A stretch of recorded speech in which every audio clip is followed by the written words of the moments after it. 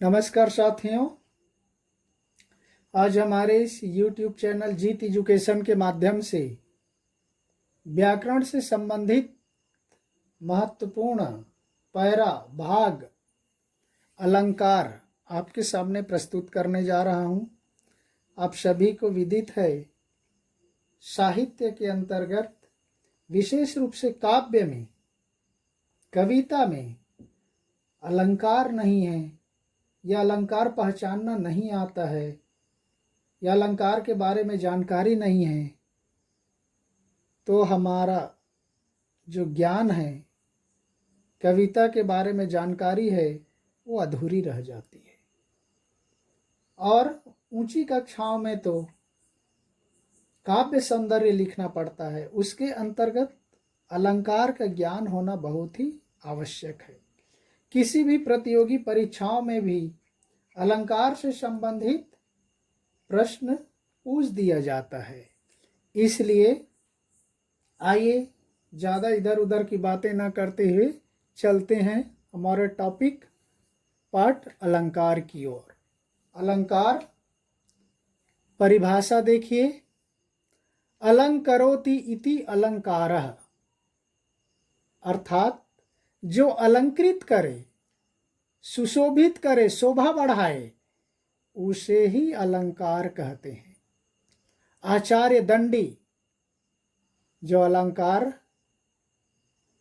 के विद्वान माने जाते हैं, उन्होंने क्या कहा है देखिए, काव्य शोभाकरान धर्मान अलंकारान प्रचक्षते, अर्थात काव्य के शोभाकारक धर्म अलंकार कहलाते हैं। तो इस तरह से साथियों अलंकार महत्वपूर्ण है और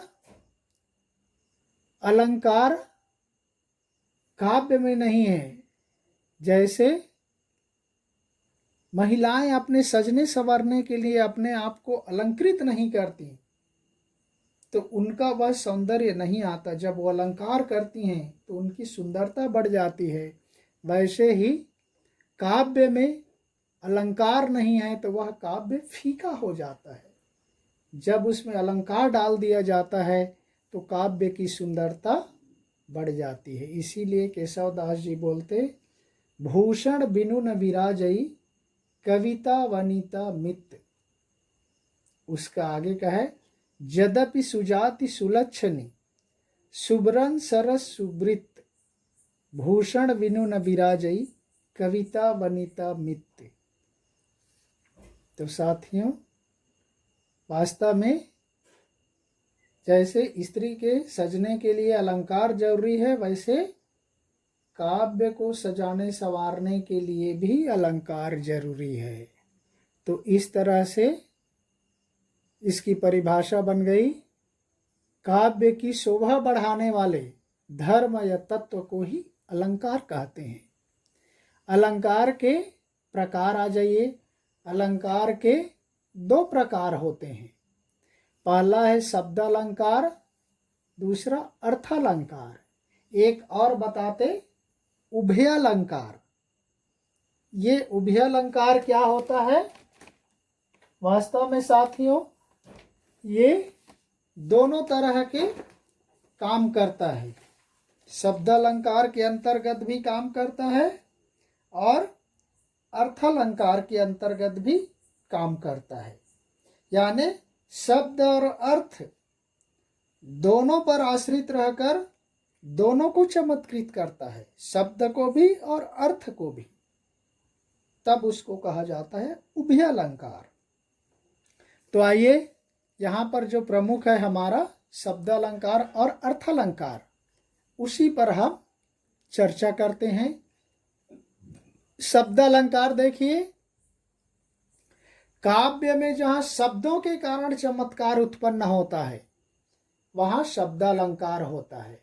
देखिए नाम से ही पता चलता है, शब्द अलंकार, शब्द के कारण चमत्कार उत्पन्न होता है, चमत्कृत करता है, उसके अर्थ में प्रभाव उत्पन्न करता है, तब वहाँ होता है शब्द अलंकार। शब्द अलंकार के साथियों तीन प्रकार हैं विशेष रूप से। पहला अनुप्रास, दूसरा यमक, तीसरा श्लेष।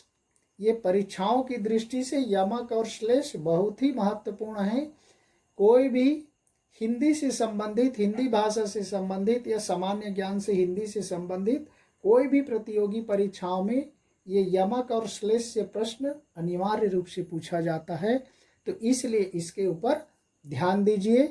तो आइए चलते हैं शब्द अलंकार के अंतर्गत प्रथम प्रकार अनुप्रास अलंकार के संबंध में हम चर्चा करेंगे। इसके पहले देखिए अर्थालंकार के भी बारे में हम यहाँ देख लेते, उसके बाद फिर अनुप्रास में जाएंगे। शब्द अलंकार किसके कारण बताया? शब्द के कारण चमत्कार उत्पन्न होता है। लेकिन दूसरा अर्थालंकार है, देखिए काव्य में जहाँ अर्थ के कारण चमत्कार उत्पन्न होता है। देखिए शब्द अलंकार शब्द के कारण है, अर्थालंकार अर्थ के कारण, उसके अर्थ के व्याख्या के अनुसार, उसके शब्द के अनुसार उस शब्द को चमत्कृत कर देता है, वहां होता है अर्थालंकार। अर्थालंकार प्रमुख रूप से ये होते हैं, इसके अतिरिक्त भी और होते हैं, लेकिन मैंने प्रमुख अर्थालंकारों को लिया है और इसके केवल सभी पर हम चर्चा नहीं करेंगे, केवल 5-6 अर्थालंकारों पर भी हम आगे चर्चा करेंगे। तो देखिए यहाँ पर कुछ प्रमुख अर्थालंकार जो अक्सर काव्य में प्रयुक्त होते हैं, बाकी बहुत कम प्रयोग होते हैं। विशेष रूप से उपमा अलंकार, रूपक अलंकार, उत्प्रेक्षा अलंकार, मानवीकरण अलंकार, अतिशयोक्ति अलंकार, अन्योक्ति अलंकार, विभावना अलंकार, संदेह अलंकार, समासोक्ति अलंकार, प्रतीप अलंकार, विशेषोक्ति अलंकार आदि, और इसमें और बहुत हैं, लेकिन हमने विशेष रूप से ऊपर के 4-5 ही महत्वपूर्ण होते हैं जो ज़्यादातर प्रयुक्त होते हैं और इनके बारे में ही अक्सर पूछा जाता है। तो हम उसी से संबंधित ही विषयों पर हम चर्चा करेंगे, सारे के ऊपर चर्चा करना संभव नहीं है। तो आइए चलते हैं अब शब्द अलंकार के अंतर्गत किस तरह से अनुप्रास यमक श्लेष में पहला अनुप्रास अलंकार के बारे में देखते हैं। अनुप्रास अलंकार जहाँ किसी व्यंजन वर्ण की आवृत्ति से चमत्कार उत्पन्न हो। देखिए साथियों, व्यंजन वर्ण की आवृत्ति, मैंने कुछ प्रमुख शब्द है उसको बोल्ड कर दिया हूँ या हाईलाइट कर दिया हूँ। व्यंजन वर्ण की आवृत्ति से चमत्कार उत्पन्न हो, वहां अनुप्रास अलंकार होता है।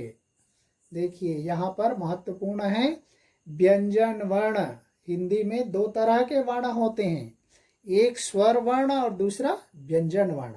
तो यहाँ पर क्या बोल रहा है? व्यंजन वर्ण की आवृत्ति होने से 2 या 2 से अधिक बार जहाँ पर एक ही वर्ण व्यंजन वर्ण से उच्चरित होने वाले शब्द होते हैं, वहाँ पर अनुप्रास अलंकार हो जाता है। जैसे कि यहाँ पर देखिए उदाहरण नंबर 1, काग ही कहा कपूर चुगाए, स्वान नहाए गंग। मैंने आगे नहीं लिखा, केवल क की आवृत्ति के बताने के लिए। देखिए काग ही क, कहा क, कपूर क, तो ये क की आवृत्ति आ गया, इसलिए यहाँ पर अनुप्रास अलंकार है। दूसरा देखिए, तरनी तनुजा तट तमाल तरुवर बहुछाए।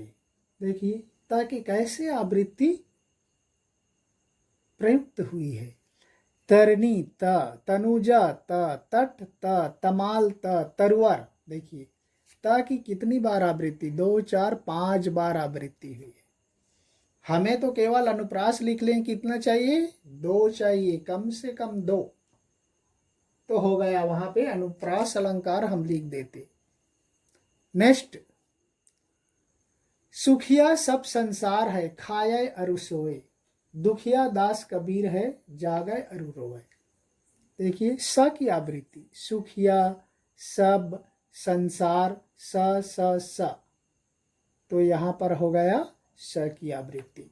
अलंकार में सबसे सरल अलंकार होता है अनुप्रास अलंकार, क्योंकि यहाँ पर हम बहुत सारे उदाहरण आपके सामने प्रस्तुत कर सकते हैं, लेकिन ये इतना सरल है कि हम इसके बारे में इसीलिए केवल 3 लिए। और क्योंकि यहाँ पर 2 या 2 से अधिक जितने भी हो जाते हैं वो सारे अनुप्रास के अंतर्गत आ जाते हैं। तो इस तरह से हम देखेंगे कि मधुर मधुर मुस्कान मनोहर, मनुज वेश का उजियाला, माँ की आवृत्ति। लेकिन यहाँ पर ध्यान रखिए साथियों, जहाँ पे जैसे हम मधुर मधुर आ गया, धीरे धीरे आ गया, बार बार शब्द आ गया, तो वहाँ पर जैसे धीरे धीरे ध की आवृत्ति, मधुर मधुर मामा, बार बार बाबा, हम वहाँ पर अनुप्रास लिखेंगे तो गलत हो जाएगा। कारण जहाँ पर 2 सामान्य वर्ण, 2 सामान्य शब्द 2 बार आते हैं, उसके अर्थ में कोई परिवर्तन नहीं है, तो वह हो जाता है पुनरुक्ति प्रकाश अलंकार। ध्यान रखिए, 2 बार आने का ये मतलब नहीं है कि 2 समानांतर शब्द आ गए, बराबर शब्द आ गए, वही शब्द रिपीट हो रहा है, तो वहाँ पे हम अनुप्रास लिखेंगे तो गलत हो जाएगा। वहाँ पर हो जाएगा हमारा पुनरुक्ति प्रकाश अलंकार। लेकिन हम आगे देखेंगे कि 2 शब्द प्रयुक्त होता है लेकिन दोनों के अर्थ अलग हो जाते हैं। जैसे कनक कनकते सौगुनी मादकता अधिकाय, हम आगे में पढ़ेंगे, लेकिन इसको मैं अनुप्रास है इसलिए बता रहा हूँ। तो वहाँ पर देखिए क 2 व्यंजन वर्ण की आवृत्ति हो रही है, लेकिन हम वहाँ पर लिख देंगे अनुप्रास अलंकार, गलत। वहाँ पर लिख देंगे 2 बार कनक कनक आ गया तो हम लिख देंगे पुनरुक्ति, गलत। कारण वहाँ पर कनक के 2 अर्थ होते हैं, एक का मतलब होता है सोना और एक का मतलब होता है धतूरा। तो दोनों अर्थ अलग होने से हम वहाँ न तो अनुप्रास लिख सकते हैं और न ही पुनरुक्ति लिख सकते, बल्कि वो यमक अलंकार का उदाहरण है साथियों। तो इसको आपको ध्यान रखना है। द्यो व्यंजन वर्ण की आवृत्ति से उत्पन्न होने वाले शब्द हों, समानांतर शब्द ना हो, शब्दों में कोई अंतर ना हो, या दोनों के अर्थ भिन्न ना हो, भिन्न होने से भी बदल जाएगा। इसलिए आपको ध्यान रखिए, केवल व्यंजन वर्ण की आवृत्ति वाले 2 या 2 से अधिक शब्द हो जाना चाहिए, वो अनुप्रास अलंकार के लिए पर्याप्त है। तो नेक्स्ट यमक और श्लेष के बारे में वो महत्वपूर्ण है, नेक्स्ट वीडियो में हम चर्चा करेंगे। तब तक के लिए धन्यवाद। जय हिंद।